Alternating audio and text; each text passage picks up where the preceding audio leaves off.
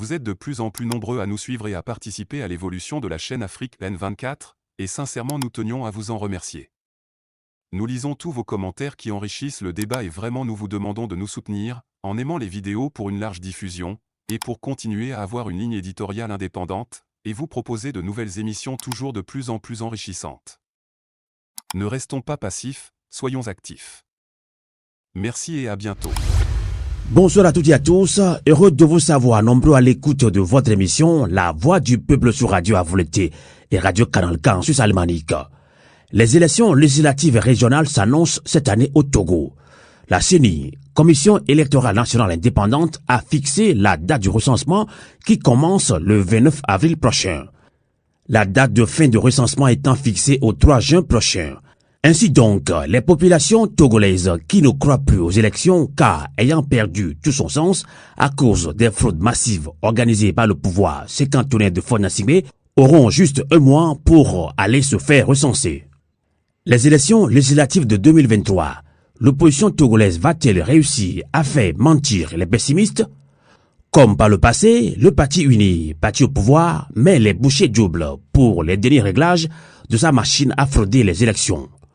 Comme par le passé, l'opposition togolaise et les organisations de la société civile semblent emprunter dans des disputes fratricides qui pourraient les priver de lucidité et d'anticipation indispensables pour relever les défis lancés par la dictature qui les opprime collectivement et indistinctement. Comment comprendre que les 8 millions de Togolais qui se plaignent quotidiennement et bruyamment sur les réseaux sociaux de la mauvaise gouvernance politique, économique et sociale du Parti uni sont incapables de se mobiliser et de s'organiser pour faire tomber la minorité pieuse. En février 2020, la mobilisation populaire pour l'élection présidentielle a à un moment fait douter la dictature de Faure Gnassingbé. L'opposition togolaise a manqué de peu de transformer l'essai en une révolution électorale réussie. Mais diantre, qu'est-ce qui a justement manqué en 2020 à l'opposition et aux populations pour déjouer et mettre hors d'état de nuire la machine à fraude du Parti uni? L'opposition togolaise est-elle capable de se mettre en coalition pour obtenir des garanties indispensables pour la transparence du processus électoral et la vérité des urnes? Les divisions et les concurrences fratricides ruineuses sont-elles les premiers adversaires de l'opposition togolaise? Comme aux élections législatives de 2013, l'émiettement des suffrages en faveur de l'opposition risque-t-il de profiter au Parti uni et à ses alliés lors des élections législatives de 2023? Quoi faire concrètement pour surmonter les contraintes de la division interne à l'opposition afin de faire de ces élections législatives de 2023 une occasion de rendre enfin au peuple togolais leur droit de choisir et d'installer à l'Assemblée nationale des femmes et les hommes capables de travailler dans la sincérité pour le bonheur des populations? Eh bien, mes auditrices et auditeurs, voilà les grandes lignes que Radio Avouleté abordera dans quelques instants en ligne depuis Lomé dans un entretien exclusif avec Dossé Adjon Sassovi qui est le président du parti politique l'ONI. Merci de nous être fidèles sur le 3xcanalk.ch et sur Radio Avouleté. Radio Avouleté, l'esprit patriotique. 3xcanalk.ch, 3xradioavouleté.com. Et comme annoncé en début d'émission, nous accueillons en ligne depuis Lomé notre invité, Dossé Adjon Sassou. Bonsoir. Bonsoir Amos, bonsoir aux éditeurs de Canal K. Merci d'être avec nous en ligne depuis Lomé. Vous êtes président du NI, ni comme ni d'oiseau. Ce parti est créé en 2006 et le NI plonge ses racines dans le mouvement humaniste du Togo à Blodi. Votre parti a participé aux élections législatives de 2007 et 2013 sans aucun succès. Par contre, vous avez quand même 4 élus municipaux, dont 2 adjoints au maire, à Vaud 1 et à Vaud 2. Alors, aujourd'hui, on va parler également de la DMK et du DMP aussi de votre parti et de l'ensemble de la mobilisation du peuple togolais. Alors, votre parti est membre de la DMK dynamique Monseigneur Kodjo, mais en même temps, une nouvelle dynamique populaire a vu le jour il y a quelques semaines, DMP dynamique pour la majorité populaire. Donc, votre parti également fait partie également de cette nouvelle dynamique. Bon, dira-t-on que la DMK a-t-elle définitivement vécu, ou bien la DMP, dynamique pour la majorité populaire, est spécialement ou exclusivement constituée pour les élections législatives de 2023? Vous savez, Amos, le problème qui s'est posé, c'est la participation aux élections. Et Monseigneur Kodjo a fait savoir, et nous a fait savoir qu'il ne veut pas qu'on participe aux élections législatives avec son nom. Donc, au niveau de la conférence des présidents, nous avions décidé de nous réorganiser et pour aller à ces élections législatives, donc nous avions créé la DMP. Donc la DMP est une continuité de la DMK sans être la DMK qui ne veut pas aller aux élections législatives. Voilà seulement la corde de le nœud de séparation qu'il y a eu entre les acteurs que nous sommes pour l'alternance. Nous tous, nous luttons pour que l'alternance advienne. Nous luttons pour récupérer la victoire du peuple, la victoire écrasante de notre peuple qui est concrétisée par les élections de 2020. Ces élections de 2020 est un tournant dans la vie politique de notre pays. Et donc, nous ne tournons pas le dos à ces revendications, mais nous pensions qu'en allant aux élections législatives, nous allons mettre d'autres cordes à nos arcs pour pouvoir aller atteindre l'objectif. Un tremplin par lequel on peut reprendre la victoire volée. D'accord. Quand on parle d'élections, on parle également de la problématique de transparence des élections. On va quand même en parler rapidement. Vous, dans la nouvelle dynamique pour la majorité populaire, vous optez pour les élections législatives notamment. Et là, vous prônez l'obtention de meilleures garanties de transparence du processus électoral pour une vérité des urnes et une démarche en coalition ou en alliance électorale pour éviter l'émiettement des suffrages. Enfin, vous voudrez convaincre la population à se mobiliser pour faire échec à la machine à fraude électorale du Parti UNIR. Alors, Dossé Agnon Sassouvi, qu'y a-t-il de nouveau dans ce discours par rapport à celui de 2020? Oui, ce qu'il y a de nouveau, c'est que nous avions eu l'expérience de 2020. Et l'expérience instruit. Et l'échec de 2020, nous en tirons les conséquences et nous nous réorganisons pour que ces élections-là soient plus transparentes. Nous pensions mettre plus de monde, plus de jeunes dans les bureaux de vote. Il y aura les délégués dans les bureaux de vote un peu partout. Nous allons nous assurer que les résultats seront transmis directement à notre QG de centralisation. Nous allons nous assurer que le résultat proclamé soit effectivement celui de sortir des urnes. Donc vous ferez tout pour rassembler les moyens, surtout financiers. Oui, on va, disons que c'est à ce niveau que nous pourrions demander à nos amis de la diaspora de nous accompagner. Il faut que nous ayons les moyens de cette politique de surveillance des urnes. Nous devons aussi faire le recrutement en nombre suffisant, mobiliser beaucoup de jeunes, mobiliser toute la population et mobiliser les gens surtout à aller s'inscrire sur la liste électorale. L'inscription est une chose très importante. Nous devons le faire puisqu'en 2018, nous-mêmes, nous avions découragé le peuple à aller s'inscrire. Maintenant, il y a un travail énorme à faire et le peuple nous le demande. Ils nous disent de ne pas boycotter ces élections-là, de ne plus laisser la voie libre. Maintenant, quant à ce qui concerne nos revendications, nous demandons la libération de tous les détenus politiques. Nous demandons le retour de Monseigneur Kodjo, le retour du docteur Agbeyome Kodjo, et nous voulions que tous ceux qui sont en exil, à partir de Boko jusqu'à Tipi à Tchadam, que tous nos compatriotes rentrent au pays et que nous construisions ensemble cette nouvelle nation que nous souhaitons de tous nos voeux. Voilà la démarche de la DMP. D'accord.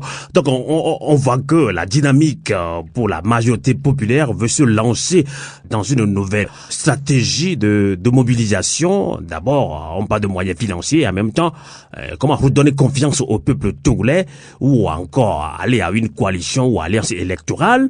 Alors, comment arriver concrètement, sans de bois, à cette coalition ou alliance électorale que vous appelez de tous vos voeux quand on connaît l'étendue ou la profondeur de la crise, pour ne pas dire, entre guillemets, la haine qui prévaut actuellement entre les leaders de l'opposition. Ça, on parle sans langue de bois. Oui, il est vrai que nous nous sommes entre-déchirés, on s'est insulté, on s'est dit des méchancetés de droite à gauche, mais la nation togolaise vaut le sacrifice.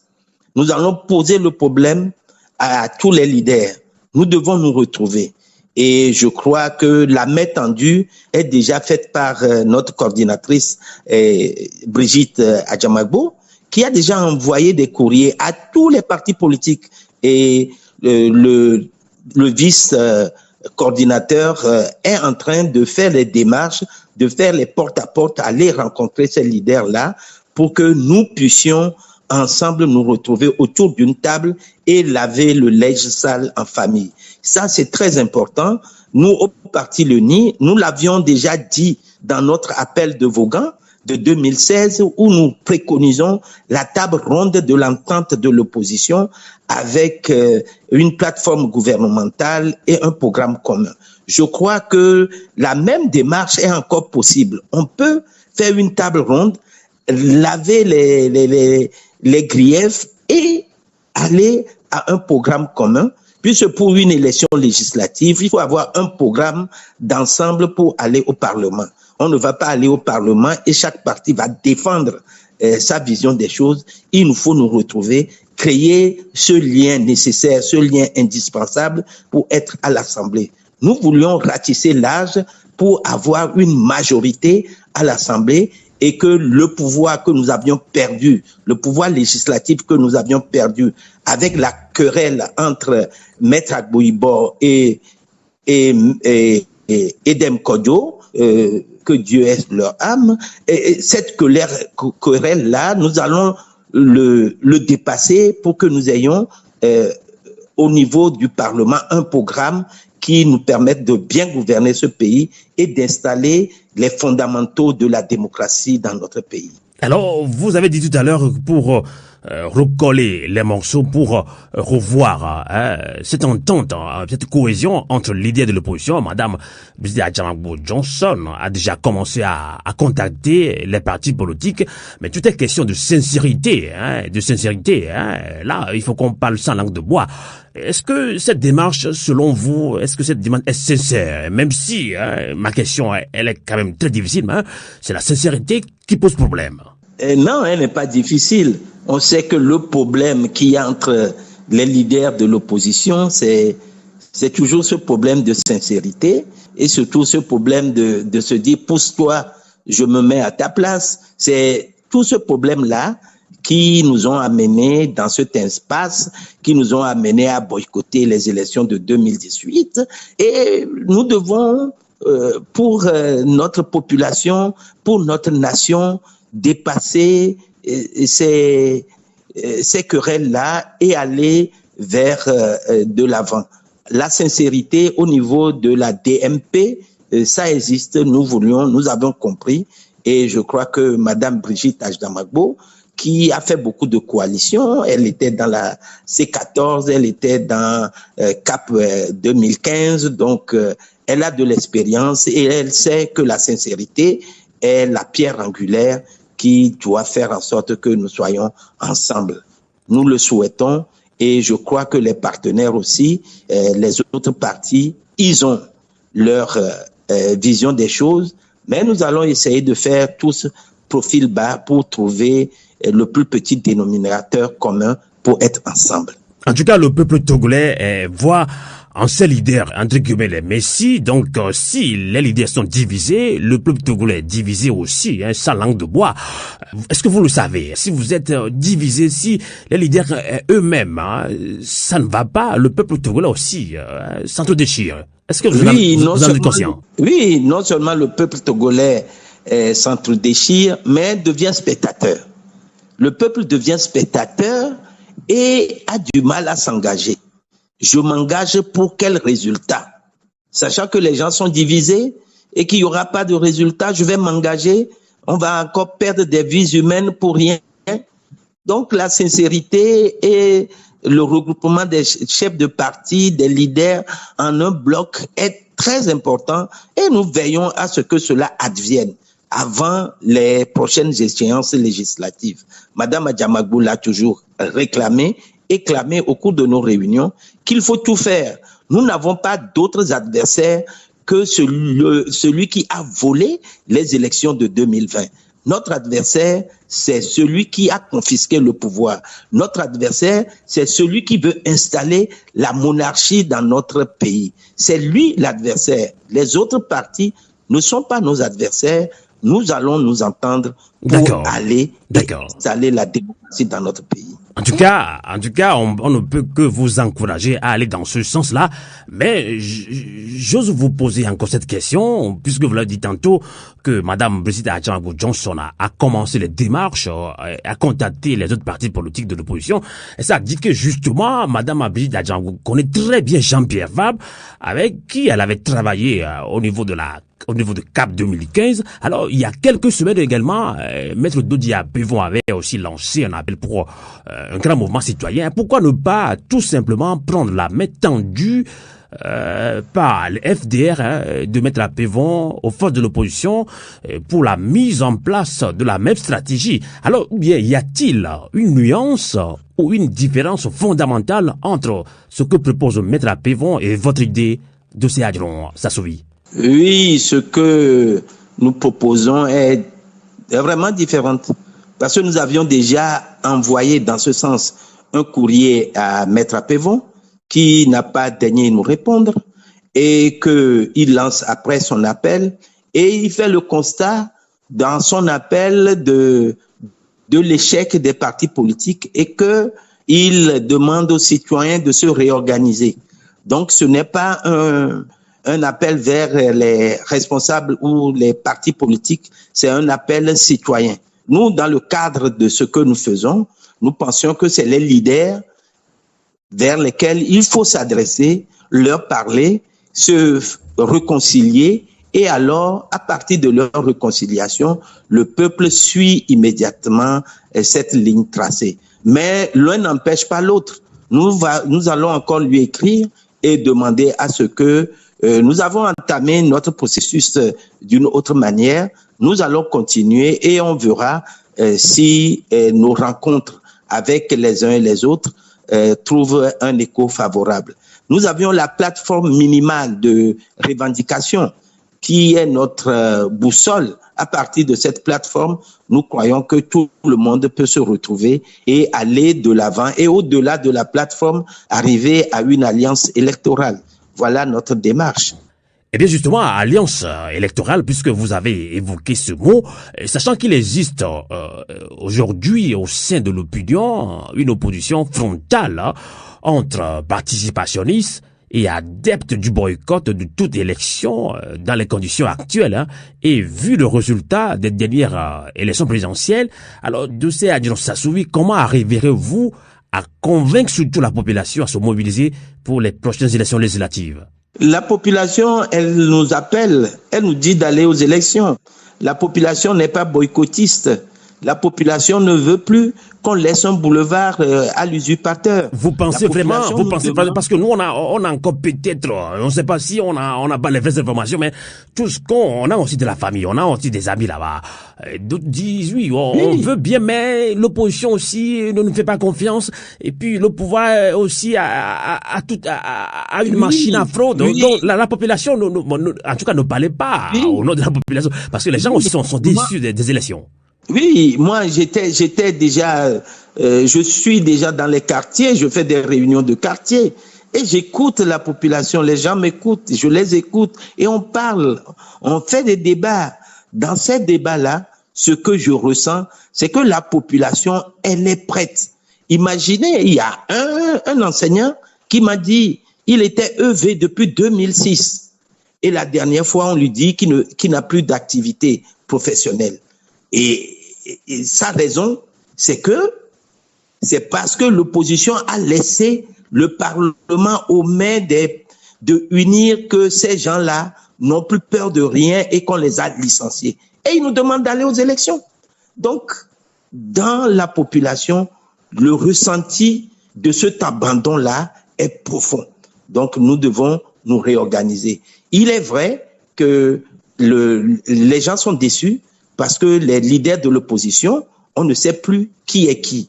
Nous allons tout faire pour que le peuple se retrouve derrière, se retrouve en nous et que nous y allons ensemble pour gagner ces sièges-là et avoir le Parlement aux côtés de l'opposition.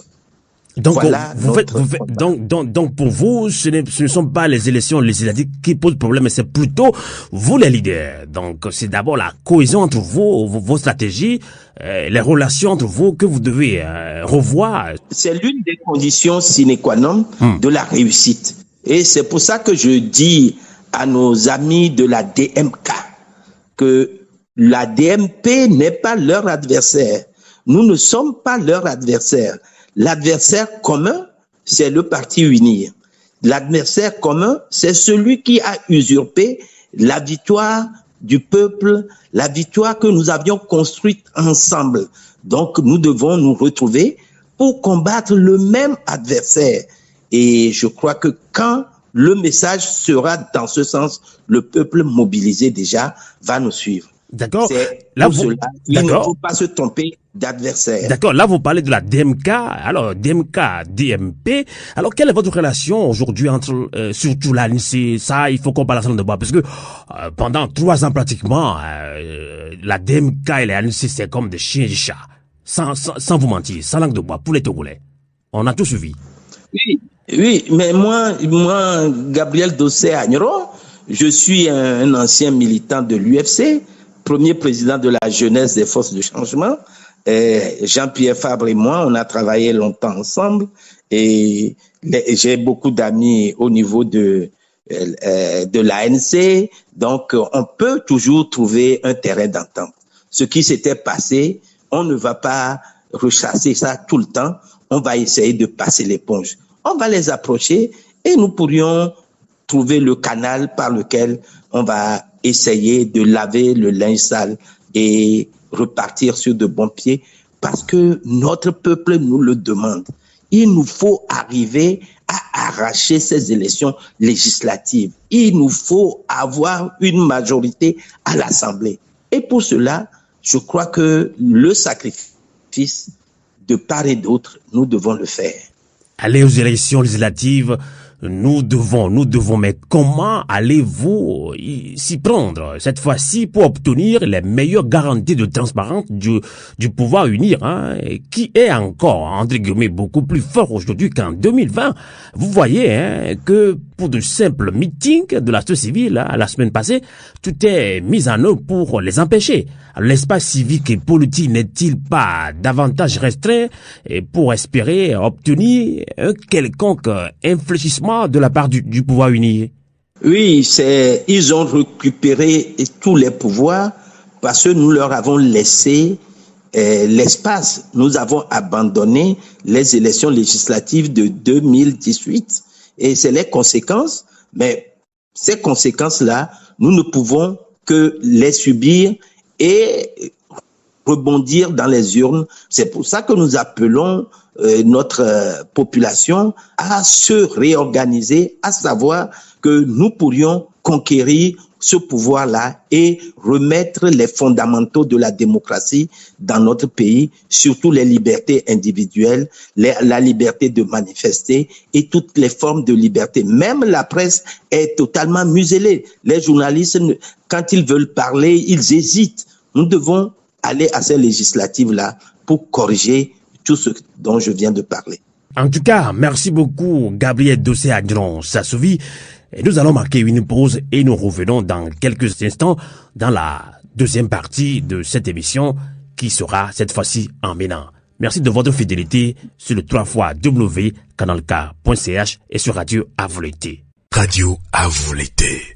La voix de la résistance du peuple togolais.